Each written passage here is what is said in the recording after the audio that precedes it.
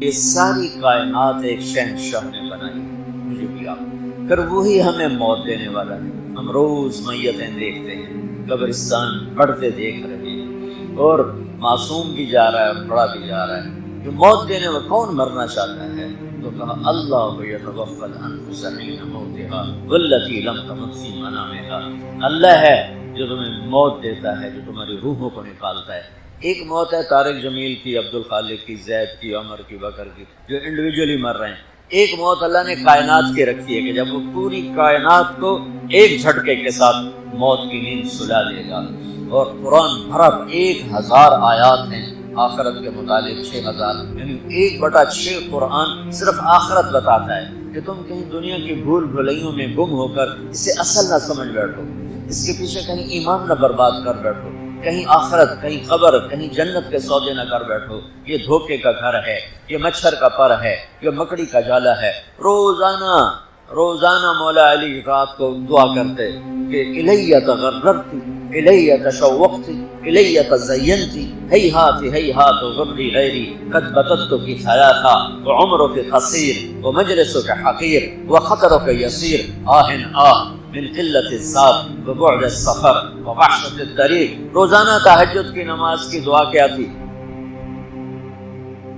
حضرت علی، اے دنیا مجھے دھوکہ دینے آئی ہے، اے دنیا میرے سامنے بن سور کے آئی ہے، اے دنیا میرے آگے میک اپ کر کے آئی ہے۔ بوڑھی گھوڑی لال لگام نہیں محاورہ سن، بھلا بڈھی نو میک اپ کرو کیڑی کوڑی لگے گی؟ ہن بڈھیاں میں چھڑدیاں نہیں میک اپ اپنا، لیکن بڈھی دا میک اپ انہوں ہور کوڑا کر دیندہ ہے۔ تو مولا علی فرما رہے ہیں ایک تو بڑھاپے کا شکار، ایک تو میک اپ کر کے آ گئی ہے، ارے دفعہ ہو جا، کسی اور کو دھوکہ دے، تو مجھے دھوکہ نہیں دے سکتی۔ میں وہ نہیں ہوں جو تیرے عشق میں گرفتار ہو جاؤں، میں وہ نہیں ہوں جو تیرے دھوکے میں آ جاؤں، جا کسی اور کو دھوکہ دے۔ عمر تیری تھوڑی، عمروں کے قصیر، عزت تیری تھوڑی، مجلسوں کے حقیر، مصیبت تیری تھوڑی، خطروں کے یسیر۔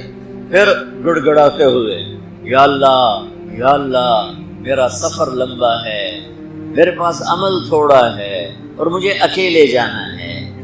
یہ کون شخص کہہ رہا ہے کہ میرے پاس عمل تھوڑا ہے؟ یہ کون کہہ رہا ہے؟ جن کا ہاتھ میرے نبی نے یوں پکڑا، تو مجھے دیکھو، اور کھینچتے کھینچتے کھینچتے کھینچتے یہاں سینے سے لگا لیا، اور پھر فرمایا علی اترضى ان یکون منزلک مقابل منزلی فی الجنہ، فرمایا علی کیا تو راضی ہے جنت میں تیرا گھر میرے گھر کے سامنے ہوگا؟ تو آپ کیا سمجھتے ہیں جنت کے سامنے گھر بلا عمل مل گیا ہے؟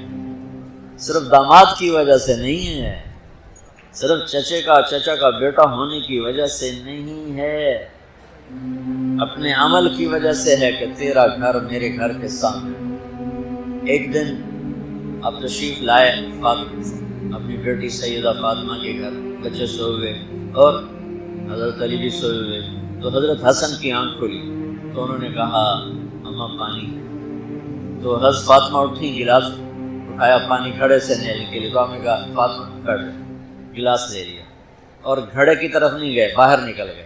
باہر حضرت علی کی ایک مردہ سی بکری کھڑی تھی، جن تو ماس بھی کوئی نہ دودھ کتوں، لیکن آپ نے جو اس کے تھن پکڑے تو لٹک کے دودھ سے بھر کے نیچے آ گئے، تو آپ نے پورا گلاس بھرا اور اندر آئے تو اتنے میں حسین بھی جا گئے، تو وہ پھرتی میں بڑے بھائی سے زیادہ تھے، تو وہ آگے بڑھ گئے اور آگے ہاتھ کیا، تو آپ نے فرمایا پیچھے ہٹ جا، پیچھے ہٹ۔ تو ماں نے کہا یا رسول اللہ آپ کو حسن سے زیادہ پیار ہے؟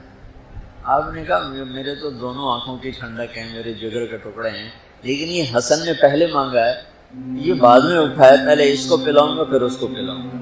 یہ تو آپ نے فرمایا میرے دونوں جنت کے پھول، میری جنت کی ٹہنیاں، میری دنیا کی بہار، میرے دل کی ٹھنڈک، میرے سینے کی ٹھنڈک، لیکن آپ یوں فرمایا کرتے تھے حسن میرا بیٹا ہے، حسین علی کا بیٹا ہے۔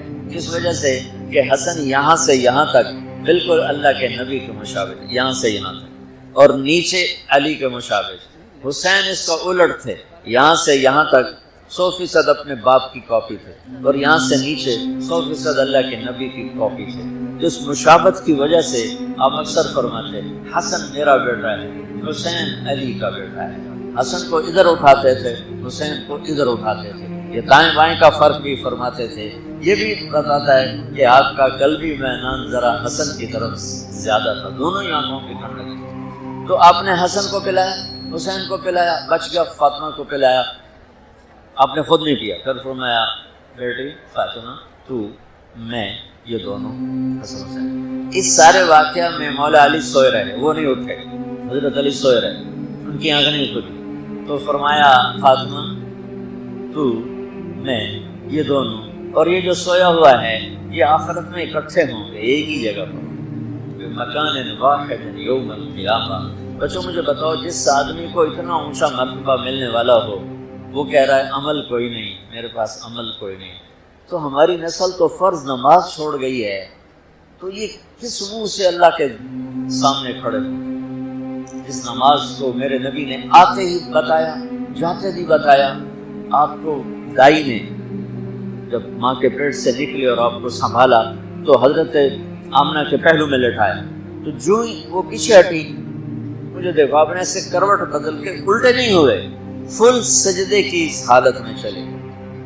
15 منٹ کا بچہ اور فل سجدے میں پڑا ہوا ہے، اور آ کر اعلان کر رہا ہے سپیریئر یونیورسٹی کے بچوں کے لیے کہ نماز نہ چھوڑنا، میں نماز لے کے آ رہا ہوں، اور میری نسل 90% بے نمازی ہے۔ میں اسی پاکستان میں عمر گزار کے بیٹھا ہوں، اور پھر کے زندگی بیت گئی۔ بچوں مجھے درد ہے، مجھے دکھ ہے کہ میری قوم کا 80-90% فرد نماز نہیں پڑھتا، بوڑھا بھی، جوان بھی، دیہاتی بھی، شہری بھی، پڑھا ہوا بھی، ان پڑھ بھی، نماز سے غافل۔ اور جب آپ دنیا سے جا رہے تھے تو آپ نے فرمایا تھا الصلاۃ الصلاۃ الصلاۃ، میری امت نماز نہ چھوڑنا، نماز نہ چھوڑنا، یہ آپ کے آخری الفاظ ہے، نماز نہ چھوڑنا، نماز نہ چھوڑنا، اور غریبوں سے اچھا سلوک کرنا۔ اور پھر کہا اللہم الرفیق الاعلی، آتے ہی سجدہ دے کر پیغام دیا، اور جاتے ہوئے نماز نماز نماز چھوڑ گئی امت نماز۔ 1440 ہجری سال میں اگر نماز چھوڑنے کی کوئی گنجائش نظر آتی تو کربلا کے میدان میں میرے نبی کے نواسے کو نظر آتی ہے، لیکن سر کٹایا، نماز نہیں چھوڑی۔ اور یہ آپ کو پیغام دے، وہ جو کلاس ہو رہی تھی میں نماز کیسے پڑھوں، وہ جو میرا امتحان سر پہ تھا میں نماز کیسے پڑھوں۔ امتحان کے قریب تو میں تو زیادہ نمازیں پڑھتا تھا کہ پاس ہو جاؤں، کیونکہ ویسے پڑھتا نہیں تھا، پڑھنے کا شوق نہیں تھا، ماں پیو کا دھکا تھا، ذہن اچھا تھا تو میں پاس ہوتا گیا، شوق کوئی نہیں تھا۔ ویسے تو میں اپنی فضول سنا رہا ہوں، جس دن پیپر ہوتا اس دن میں کتاب اٹھا لیں، پہلے 5 نمازاں پڑھ کے پھر کتاب اٹھا کے بیٹھ جاتا، یا اللہ میں پڑھیا تھا، ہاں کوئی نہیں، ایڈی وڈی کتاب میں کیوں یاد کرا، کل جڑا پیپر کوشچن آ رہا ہے مینوں کٹ کے دکھا دے، بسم اللہ۔